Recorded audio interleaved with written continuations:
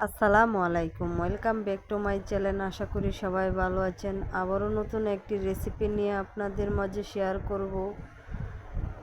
Rice কুকারে একদম নরম তুলতুলে সফট মাত্র 20 মিনিটে আপনাদেরকে রান্না করে দেখাবো কিভাবে মাংস, যারা 1 ঘন্টা সময় ধরে মাংস রান্না করেন তাদের জন্য এই রেসিপি। যারা মাংস অল্প সময়ের মধ্যে রান্না করতে চান তারা অবশ্যই আমার টিপস ফলো করবেন।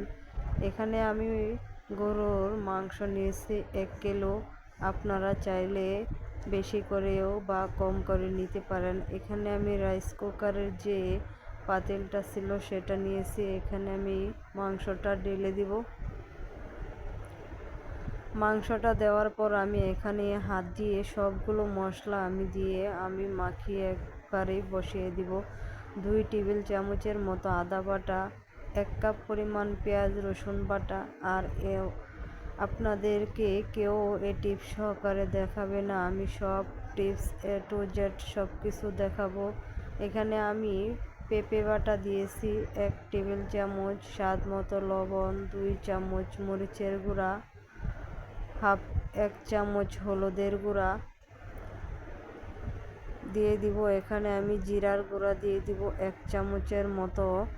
এখানে আমি সবগুলো মশলা আপনাদের সাথে একে একে করে সবগুলো দেখিয়ে দিচ্ছি। আমি যা মশলা ব্যবহার করেছি: এলাচ, দারচিনির টুকরা, তেজপাতা, গরম মশলার গুঁড়া 1 চামচ। সব কিছু আমি দেওয়া হয়ে গেলে এখানে আমি রান্নার তেল দিয়ে দিব 1 কাপ পরিমাণ। তেলের পরিমাণটা একটু বেশি, মাংস রান্না করার সময় তেলের পরিমাণটা একটু বেশি লাগবে। এখানে আমি সবগুলো মশলা ভালো করে মাংসর সাথে মিশিয়ে নিব। অবশ্যই এখানে একটি মশলা বা একটি জিনিস অ্যাড করেছি, সেটা হলো পেঁপে বাটা।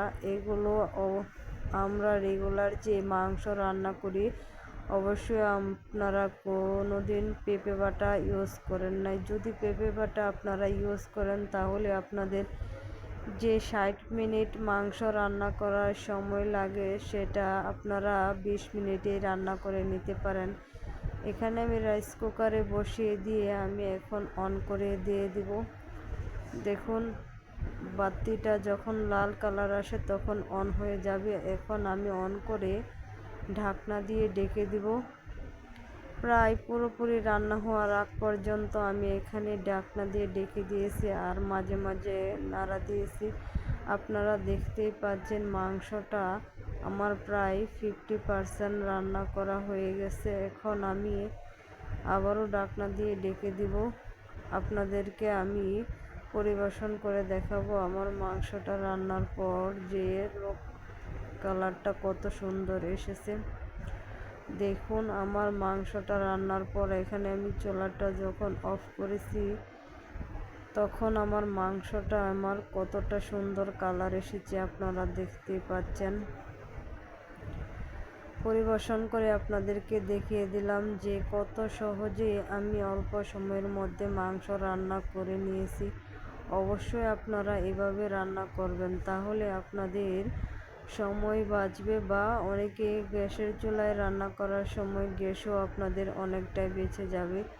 এভাবে রান্না করে দেখবেন। আমি আপনাদেরকে যে গোপন টিপস ছিল সেটাও আপনাদের সাথে শেয়ার করলাম, যাতে আপনারা রান্নার পর আমার ভিডিওটা কমেন্ট করে অবশ্যই জানাবেন। এ পর্যন্ত, আল্লাহ হাফেজ।